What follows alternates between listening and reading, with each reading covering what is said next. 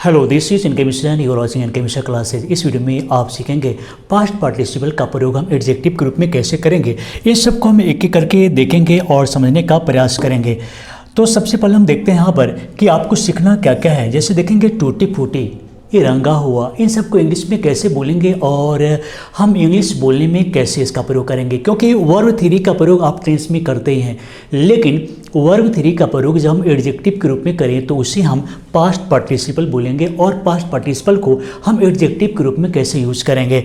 तो टोटल आपको समझना है, जैसे उबाला हुआ, डरा हुआ, मोड़ा हुआ, बिगड़ा हुआ, या फिर दफनाया हुआ, जली हुई, फटा हुआ, गिरी हुई, चिढ़ा हुआ, थका हुआ, बिखरा हुआ, पढ़ा लिखा, या फिर कमाया हुआ, ढहा हुआ। तो इन सब को हम कैसे प्रयोग करेंगे एक एक करके देखते हैं, क्योंकि टोटल आपको 30 सेंटेंसेज बतलाने वाले हैं और इसी बहाने क्या है कि आप इसका स्ट्रक्चर भी सीखेंगे और इसके टोटल फॉर्मेशन भी कैसे होगा देख लेते हैं। तो हम देखेंगे वह टूटी फूटी अंग्रेजी बोल लेता है। किसी व्यक्ति के बारे में बोल रहे हैं कि वह टूटी फूटी अंग्रेजी बोल लेता है। तो फिर he speaks broken English, he speaks broken English, वह टूटी फूटी अंग्रेजी बोल लेता है।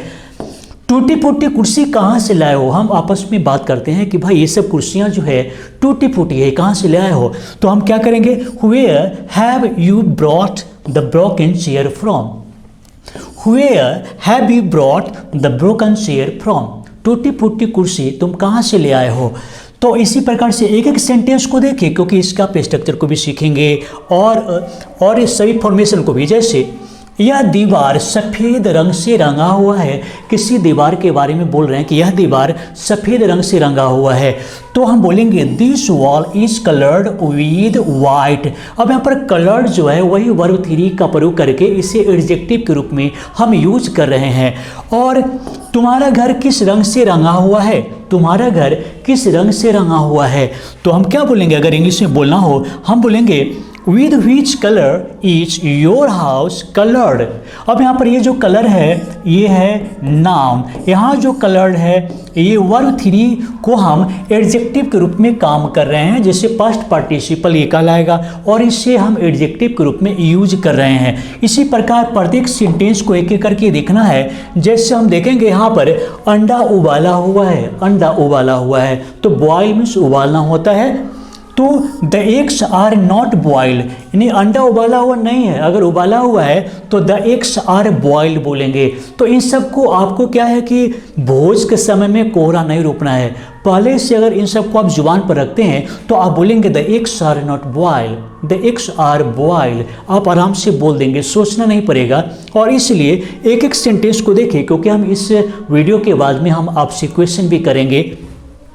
उसने दो उबाला हुआ अंडा खा गया है, उसने दो उबाला हुआ अंडा खा गया है, किसी व्यक्ति के बारे में बोल रहे हैं। तो he has eaten 2 boiled eggs, boiled eggs का मतलब दो उबाला हुआ अंडा उसने खा लिया है। तो अब इसको याद रखना है।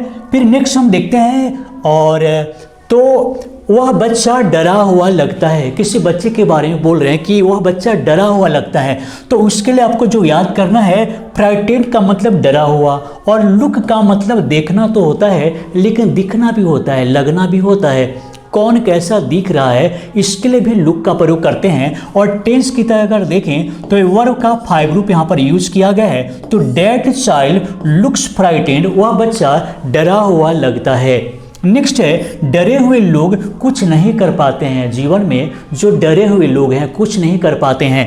तो द फ्राइटेंड का मतलब देखिए, अब यहाँ पर याद जो रखना है, द फ्राइटेंड का मतलब है डरे हुए लोग, क्योंकि एडजेक्टिव में अगर हम द लगाते हैं तो वो प्लूरल नाउन भी बन जाता है, प्लूरल नाउन बन जाता है। तो अब यहाँ पर एक नया चीज़ आपको सीखने को मिला है कि फ्राइटेंड, यहाँ पर द लगाने के बाद डरे हुए लोग हो गया। तो the frightened are not able to do anything, डरे हुए लोग कुछ नहीं कर पाते हैं। और फिर उसके बाद हम देखते हैं यहाँ पर इस मुड़ा हुआ पृष्ठ में क्या लिखा हुआ है। मान लीजिए कोई बुक है और एक पेज मुड़ा हुआ है, तो हम बोल रहे हैं कि इस मुड़े हुए पृष्ठ में क्या लिखा हुआ है।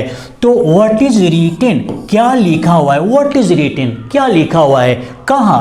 तो इन द फोल्डेड, अब यहाँ पर दो पास्ट पार्टिसिपल का यूज किया गया है एडजेक्टिव के रूप में। एक तो है रिटेन और दूसरा फोल्डेड। रिटेन मीन्स लिखा हुआ और फोल्डेड का मतलब मोड़ा हुआ। इस पुस्तक की एक पृष्ठ मोड़ा हुआ है। इस पुस्तक की एक पृष्ठ मोड़ा हुआ है। तो a page of this book, a page of this book is folded, मोड़ा हुआ है। उसके बाद फिर हम चलते हैं और एक एक करके देखते हैं। यहाँ पर उनका बिगड़ा हुआ बेटा, उनका बिगड़ा हुआ बेटा उनके नियंत्रण में नहीं है। हम लोग आपस में बोलते हैं गांव में कि भाई उनका बिगड़ा हुआ बेटा उनके नियंत्रण में नहीं है, बेटा बिगड़ा हुआ है। तो इस कंडीशन में क्या यूज करेंगे? तो हिज स्पॉइल्ड सन, तो स्पॉइल्ड का मतलब है बिगड़ा हुआ, और तो his spoiled son is not in his control, उनका बिगड़ा हुआ बेटा उनके ही कंट्रोल में नहीं है। और यह लड़का बहुत बिगड़ा हुआ है, हम किसी के बारे में बोल रहे हैं कि यह लड़का बहुत बिगड़ा हुआ है। देखिए एक एक सेंटेंस को समझना तो है ही कि पास्ट पार्टिसिपल का यूज कर रहे हैं, एडजेक्टिव के रूप में यूज कर रहे हैं, लेकिन इन सभी सेंटेंस को जुबान पर रख लीजिए, क्योंकि आपस में जब हम लोग आपस में बात करते हैं तो इस तरह के सेंटेंस का बहुत यूज करते हैं।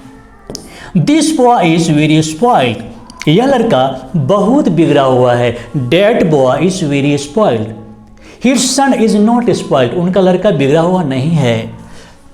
उसके बाद फिर देखते हैं यहाँ पर खजाना यहीं कहीं दफनाया हुआ है। मान लीजिए कि जमीन के अंदर में कोई वस्तु को दफनाया हुआ है, गाड़ा हुआ है जमीन के अंदर में, तो वहाँ पर हम यूज कर सकते हैं।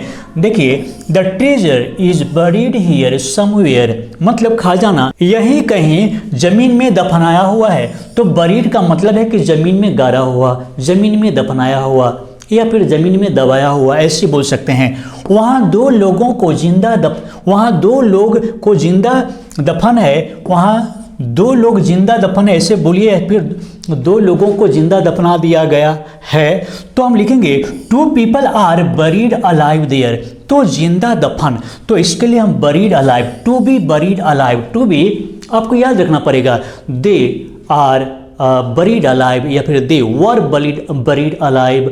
तो इस तरह से बरीड अलाइव का मतलब है जिंदा दफनाया हुआ, इसको आप याद रखेंगे। और फिर हम देखेंगे यहाँ पर मैंने आज जली हुई ट्रेन देखा है, यहाँ पर भी पास्ट पार्टिसिपल का यूज करेंगे, क्योंकि जली हुई तो एक यहाँ पर यूज करेंगे अ बर्न्ड ट्रेन। जली हुई ट्रेन के लिए अ बर्न्ड ट्रेन, या फिर सिर्फ जली हुई तो बर्न का यूज करेंगे। तो I have seen a burn train today, मैंने आज एक जली हुई ट्रेन को देखा है।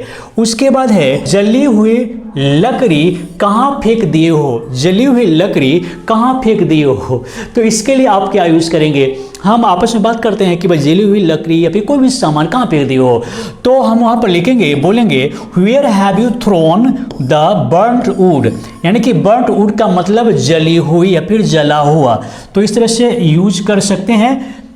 तो कोई भी आप पास्ट पार्टिसिपल को एडजेक्टिव के रूप में आप यूज कर सकते हैं। इस पुस्तक का एक पेज फटा हुआ है, इस पुस्तक का एक पेज फटा हुआ है, तो a page of this book, ये स्ट्रक्चर भी जरूरी है, समझना जरूरी है कि a page of this book, two pages of this book, ऐसे बोल सकते हैं। तो a page of this book is torn, tear means फाड़ना और टॉर मीन्स फटा हुआ, टीयर मीन्स फाड़ना, टॉर मीन्स फटा हुआ, याद रखना पड़ेगा। उसका कमीज पीछे से फटा हुआ है, पीछे से फटा हुआ है, तो his shirt is torn, his shirt is torn, उसका कमीज फटा हुआ है फ्रॉम बिहाइंड, पीछे से। तो कुछ भी फटा हुआ है, कागज फटा हुआ है, शर्ट फटा हुआ है, कोई भी कपड़ा फटा हुआ है, तो आप उसके लिए टॉर्न का यूज कर सकते हैं। तो हम इसी में से कोई आपसे क्वेश्चन करेंगे तो इसे सही से देखिए, यहाँ किसकी कलम गिरी हुई है, यहाँ पर किसकी कलम गिरी हुई है पूछ रहे हैं, तो हम क्या करेंगे, whose pen is fallen here, fallen, whose pen is fallen here, यहाँ किसकी कलम गिरी हुई है, वहाँ किसकी कलम गिरी हुई है, ऐसा आप यूज कर सकते हैं। यहाँ मेरी कलम गिरी हुई है, अब हम जवाब दे रहे हैं कि भाई यहाँ पर मेरी कलम गिरी हुई है, तो my pen is fallen here, my pen is fallen here, यहाँ मेरी कलम गिरी हुई है। और इसी प्रकार से एक एक सेंटेंस को हम देखेंगे,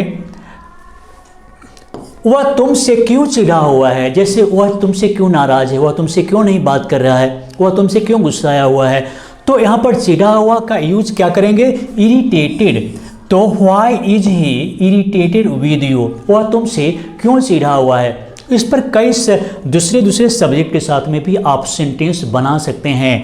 और चिढ़ा हुआ रहता है, ही इज ऑलवेज इरिटेटेड, वो हमेशा, हमसे नहीं, वो हमेशा चिढ़ा हुआ रहता है। ही इज ऑलवेज इरिटेटेड, वो हमेशा चिढ़ा हुआ रहता है।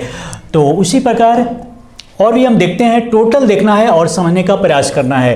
क्या आप काम कर कर के थके हुए हैं? क्या आप काम कर कर के थके हुए हैं? तो are you exhausted, are you exhausted by doing work, are you exhausted by doing work, क्या आप काम कर कर के थके हुए हैं? नेक्स्ट है यहाँ पर, क्या वह थका हुआ नहीं है? तो हम टायर्ड का भी यूज कर सकते हैं, is he not tired, is he not tired, क्या वो थका हुआ नहीं है? तो आप एग्जॉस्टेड का भी यूज कर सकते हैं, टायर्ड का भी यूज कर सकते हैं, एक एक्सप्रेशन के लिए कई वर्ड का भी यूज कर सकते हैं। उसके बाद है, यहाँ सब कुछ क्यों बिखरा पड़ा है? देखिए, ये सब एक कॉमन सेंटेंस है जो हम लोग आपस में इंग्लिश में बोल रहे होते हैं या हिंदी में ही बात कर रहे होते हैं। बस जो आप हिंदी में बोलते हैं उसी को इंग्लिश करना है, उसी को अगर आप इंग्लिश कर पा रहे हैं तो it's sufficient for you to express yourself in English language. Next है, why is everything scattered here? Scattered, अब देखिए इसके लिए दो वर्ड हम यूज कर रहे हैं यहाँ पर आपको समझने के लिए कि अगर घर में ही चाहे कहीं पर भी हर कुछ बिखरा पड़ा हुआ है तो इसके लिए कैसे क्या क्या यूज करेंगे। तो why is everything scattered here, यहाँ हर कुछ क्यों बिखरा पड़ा है। उसके बाद है, तुम्हारे पुस्तक क्यों बिखरे हुए हैं? तुम्हारे पुस्तक क्यों बिखरे हुए हैं? तो why are your books dispersed, dispersed, why are your books dispersed, तुम्हारा किताबें जो है, पुस्तक है, क्यों बिखरा पड़ा है, ऐसे बोल सकते हैं। उसके बाद क्या है कि वह बहुत ही पढ़ा लिखा लड़का है, किसी के बारे में बोल रहे हैं कि वह बहुत ही पढ़ा लिखा लड़का है, तो फिर कैसे होगा?